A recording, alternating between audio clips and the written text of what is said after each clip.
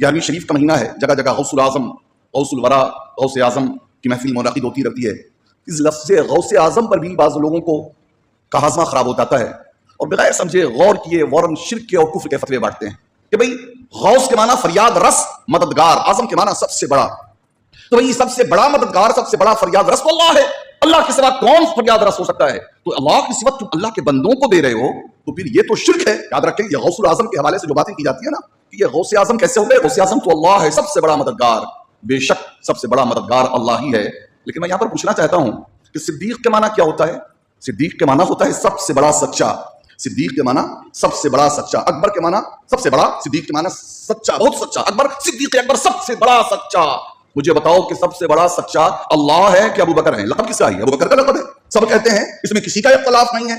लेकिन मुझे बताओ, कुरान कहता है ये कि वमन अस्दक़ु मिनल्लाहि क़ीला वमन अस्दक़ु मिनल्लाहि हदीसा। एक सूरत में दो जगह ये आयत करीमा आई है, एक जगह है क़ीला, एक जगह हदीसा, कि अल्लाह तबारक व तआला से ज्यादा किसकी बात सच्ची हो सकती है? अल्लाह से ज्यादा किसकी बात सच्ची हो सकती है? तो इस कुरान की आयत की रूह से तो यकीनन अल्लाह तबारक व तआला ही सबसे बड़ा सच्चा हो सकता है। सिद्दीक का लक़ब तो अल्लाह ही को ज़ेब देता है, उदउ इला सबीली रब्बिक। तो कुरान की आयत से सिद्दीक अकबर अगर कोई हो सकता है तो हुजूर हो सकते हैं, लेकिन हुजूर भी सादिक हैं, सिद्दीक नहीं है। हुजूर का लक़ब सादिक है, सिद्दीक नहीं है। और याद रखें, सादिक और सिद्दीक में भी बड़ा फर्क है। सादिक वो है जो सच बोले, सिद्दीक वो है जो सच ही बोले। सादिक वो है जो वाक़े के मुताबिक कलाम करे, सिद्दीक वो है जो कलाम करे तो वाक़या उसके मुताबिक हो जाए। तो सिद्दीक का मर्तबा लफ्ज़ी एतबार से यकीनन सादिक से बड़ा है। लेकिन है कोई उम्मती जो कह दे कि नहीं हुजूर से बड़े सच्चे अबू बकर हैं? जी नहीं साहब, कोई नहीं कह सकता है, किसी की जरूरत नहीं है। पता चला कि ये सिद्दीक अकबर सबसे बड़े सच्चे का एक लक़ब है। ये उम्मती के एतबार से, बंदे के एतबार से, न खुदा के एतबार से है, न रसूल के एतबार से है, क्योंकि अबू बकर न अल्लाह है न रसूलुल्लाह है,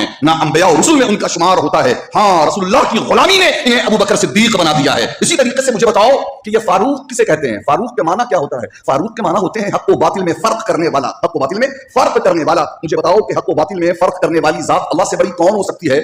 लेकिन अल्लाह को फारूक नहीं कहा गया। लक़ब अगर है तो ये हजरत उमर का लक़ब है, फारिक़े हक व बातिल इमामुल हुदा। ये हजरत उमर फारूक रज़ी अल्लाह तआला अन्हु है, जिन्हें सबसे बड़ा हक व बातिल का फर्क करने वाला बयान फरमाया गया। तो पता चला कि फारूक अगर गैरुल्लाह हो सकता है, सिद्दीक कोई गैरुल्लाह हो सकता है, तो गौसुल आज़म भी कोई गैरुल्लाह हो सकता है। जिस तरीके से अल्लाह ने अबू बकर को सिद्दीक अकबर बनाया, उमर को फारूक आज़म बनाया, उसी तरीके से अल्लाह ने गौसुल आज़म शेख अब्दुल कादिर को भी गौसुल आज़म बनाया है, ख्वाजा मोइनुद्दीन को भी गरीब नवाज बनाया है, निज़ामुद्दीन को भी महबूब इलाही बनाया है, ये सुतराफ को भी बंदा नवाज बनाया है। ये अल्लाह ने अपने बंदों को शान अता फरमाई है ताकि जमाने वालों को मालूम हो जाए कि मेरी बंदों की जब ये शान है, मेरे बंदों की जब ये शान है तो मेरी शान क्या होगी जब उनके गदा भर देते हैं शाहाने जमाना की झोली। मुहताज का जब ये आलम है, मुख्तार का आलम क्या होगा।